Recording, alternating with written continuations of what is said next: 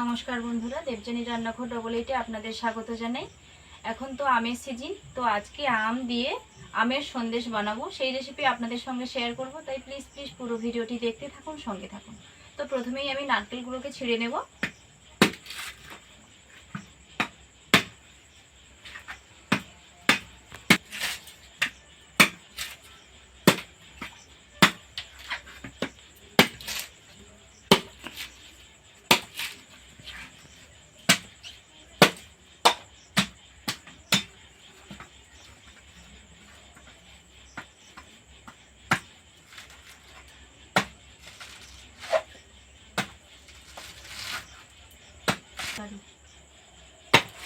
ছাড়াছি থাকলে কিন্তু নারকেলগুলো খুব সহজেই ছেঁড়া হতো। তো এটা কাটারে গিয়ে একটু অসুবিধা হচ্ছে, তবে বিশেষ কিছু নয়, হয়ে যাবে। সবগুলো নারকেলের ছেঁড়া দেখাতে গেলে কিন্তু ভিডিওটা অনেক লম্বা হয়ে যাবে, আপনাদের দেখতে ভালো লাগবে না। তাই নারকেলগুলোকে ছিঁড়ে আমি নারকেলগুলো চুড়ে নিয়ে ফিরে আসছি।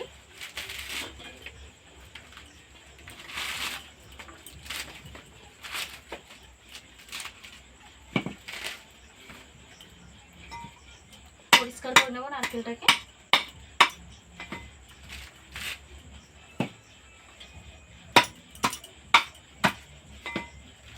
এগুলো কিন্তু বাগানেরই নারকেল।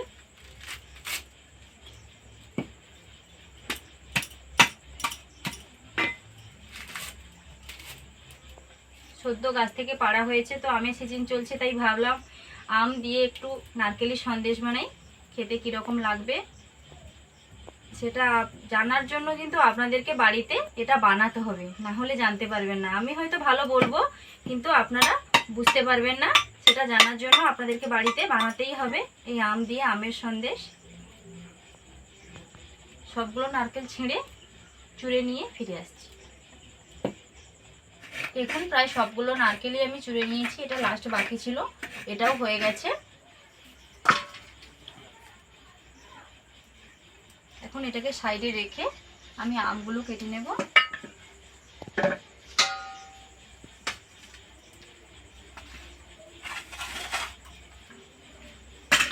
তো আমগুলোকে প্রথমে ধুয়ে নেব।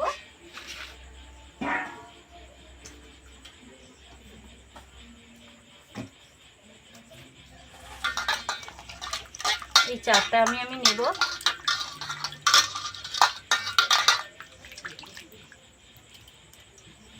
একটা মিক্সিং বোল নিয়েছি, আমগুলোকে কেটে ছাল ছাড়িয়ে মিক্সিং বোলের মধ্যে পেস্ট করে নিতে হবে।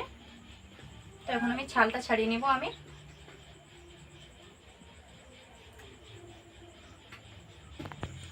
দেখুন আমগুলো খুব বেশি শক্ত নয়, খুব বেশি নরম নয়, কিন্তু খুব সুন্দর আছে, তাই ছালটাও খুব সহজেই ছাড়ানো হয়ে যাচ্ছে।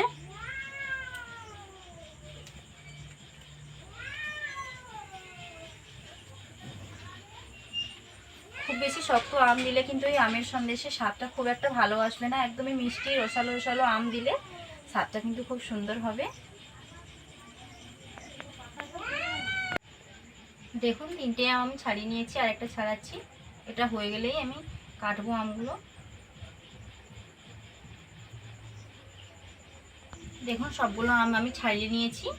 এখন আঁটি থেকে এভাবে পিস পিস করে বের করে নেব আমগুলো।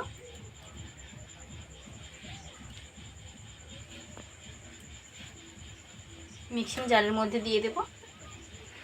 আঁটি থেকে যতটা যেরকমভাবে বের করা যায় সেরকমভাবে বের করে আমি জারের মধ্যে দিয়ে দেবো আমগুলোকে। দেখেই মনে হচ্ছে কিন্তু আমগুলো ভীষণ ভীষণ মিষ্টি হবে, আর মিষ্টি হলে কিন্তু স্বাদটা অন্যরকমই হবে।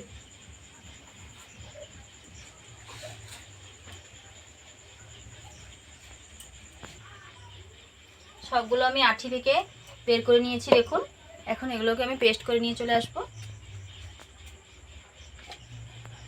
আমি আমটা পেস্ট করে নিয়ে চলে এসেছি। কতটা সুন্দর থকথকে হয়েছে দেখুন। একটুও কিন্তু আমি জল অ্যাড করিনি, করা যাবেও না, যেহেতু পাকা আম, পাকা আমের মধ্যে অনেক জল থাকে। তো এখন আমি উনুনটা ধরিয়ে নেব। আর সন্দেশ বানানোর জন্য আমি এখানে চিনি নিয়েছি দেখুন। উনুনটা ধরিয়ে নিয়েছি, কড়াই বসিয়ে দিয়েছি, কড়াইতে অল্প পরিমাণে জল দিয়ে দেবো চিনিটা গলে যাওয়ার মতো। আমের জল আছে তাই খুব বেশি জল দিলাম না। তো এখন চিনিটা দিয়ে দেব।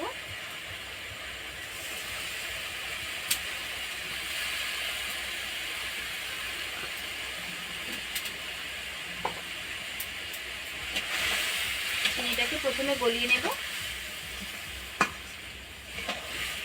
তারপর আমের পেস্টটা দেব। দেখুন চিনিটা খুব সুন্দরভাবে গলে গেছে, যদিও পুরোটা গলেনি, কিন্তু যতটুকু গলেছে সেটা ঠিকই আছে। তো এখন আমি আমের পেস্টটা দিয়ে দেব।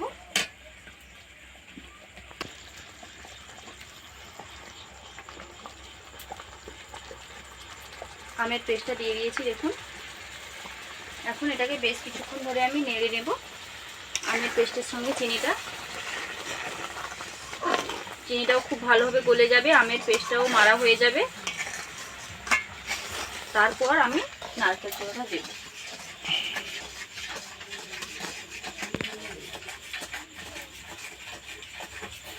আমের সিজন মানে সব কিছুতে একটু আম ইচ্ছা, খেতে ভালো লাগে। যা কিছু রান্না করি না কেন মনে হয় যদি একটু আম থাকতো বা আম দিয়ে বানানো যেত তাহলে কীরকম লাগে। সেই জন্য আজকে আমের সন্দেশ বানানোর ইচ্ছে হলো, তো ফাইনালি বানিয়ে ফেললাম। সেটা আবার আপনাদের সঙ্গে শেয়ারও করলাম। তবে আপনাদের কীরকম লাগলো সেটা জানার কিন্তু ভীষণ ভীষণ ইচ্ছা।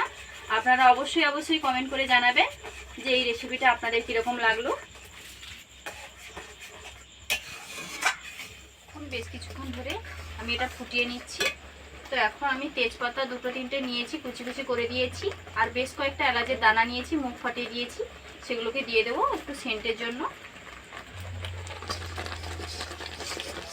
আবারও অল্প কিছুক্ষণ ধরে আমের এই রসটাকে আমি মেরে নেব। এরকমভাবে ঘন ঘন নাড়তে থাকতে হবে, না হলে লেগে যাবে সাইডগুলোতে।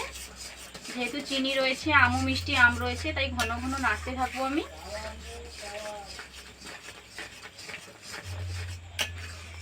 তারপর দেখুন আমের রসটা কতটা ঘন হয়ে এসছে, খুব সুন্দর হয়ে গেছে। এখন আমি নারকেল দিয়ে দেব।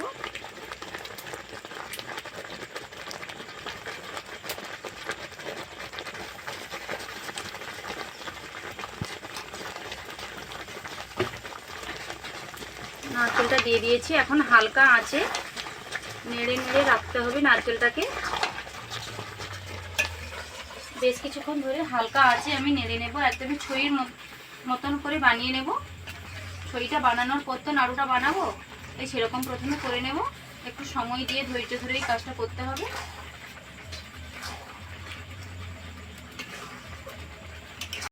দেখুন আমের জুসটা অনেকটাই শুকিয়ে গেছে,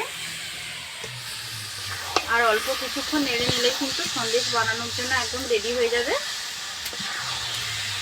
প্রায় হয়ে এসছে দেখুন, দেখতেই পাচ্ছেন, দেখলে কিন্তু বোঝা যাচ্ছে কড়া থেকে ছেড়ে ছেড়ে যাচ্ছে। আর অল্প কিছুক্ষণ নেড়ে নিতে হবে, আর একটু শুকনো শুকনো করবো, তাহলে সন্দেশটা বানতে সুবিধা হবে। ঘন ঘন কিন্তু নেড়ে রাখতে হবে, না হলে নিচে লেগে যাবে। সন্দেশ বানানোর জন্য ছইটা একদমই খুব সুন্দরভাবে রেডি হয়ে গেছে। দেখতেই পাচ্ছেন কতটা সুন্দর হয়েছে, আর দেখতে কিন্তু ভীষণ ভীষণ ভালো হয়েছে। কালারটা দেখুন।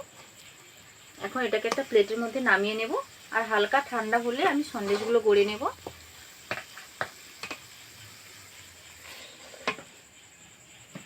কালারটা দেখে কিন্তু জিভে জল চলে আসবে, এমন একটা অপূর্ব কালার হয়েছে। আমি থালাতে একটু মেলে দিচ্ছি খুন্তি দিয়ে, যাতে তাড়াতাড়ি হালকা ঠান্ডা হয়ে যায়। হালকা ঠান্ডা হয়ে গেলে সন্দেশটা করতে হবে, একদমই ঠান্ডা হলে চলবে না, আবার খুব গরম থাকলেও কিন্তু করা যাবে না, অসুবিধা হবে। হালকা একটু ঠান্ডা হলে অল্প একটু জল হাত করব, দিয়ে সন্দেশটা করব।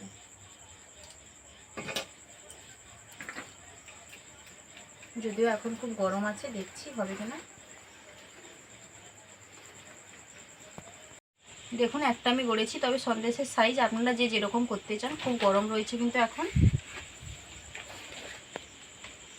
এতটা প্রকৃতি বাতাস দিচ্ছে যে আমার কলা পাতাটা উড়ে চলে যাচ্ছে। দেখুন এরকম ভাবে আমি সন্দেশগুলো গড়ে নেব।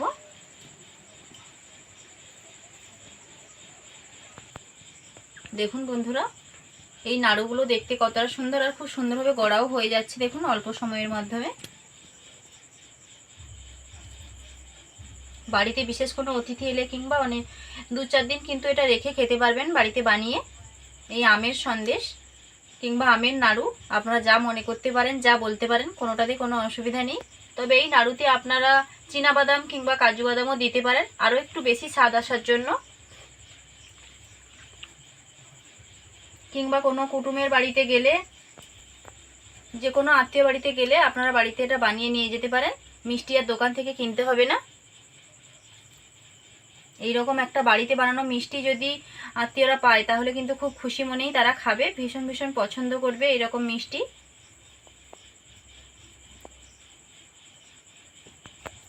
একই রকমভাবে সবগুলো সন্দেশ আমি গড়ে নেব।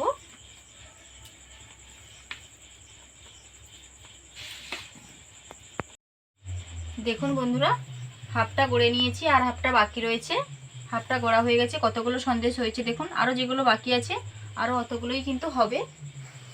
তো বন্ধুরা, যদি আমার এই আমের সন্দেশের রেসিপি আপনাদের ভালো লেগে থাকে প্লিজ লাইক, কমেন্ট ও শেয়ার করতে ভুলবেন না। এইরকম আরও নিত্য নতুন রান্নার ভিডিও পাওয়ার জন্য অবশ্যই আমার চ্যানেলটিকে সাবস্ক্রাইব করবেন, কারণ আপনাদের একটা সাবস্ক্রাইব আমাকে মনে অনেক অনেক উৎসাহ দেয় এরকম নিত্য নতুন রান্নার ভিডিও বানানোর জন্য। তাই প্লিজ আমার চ্যানেলটিকে সাবস্ক্রাইব করবেন।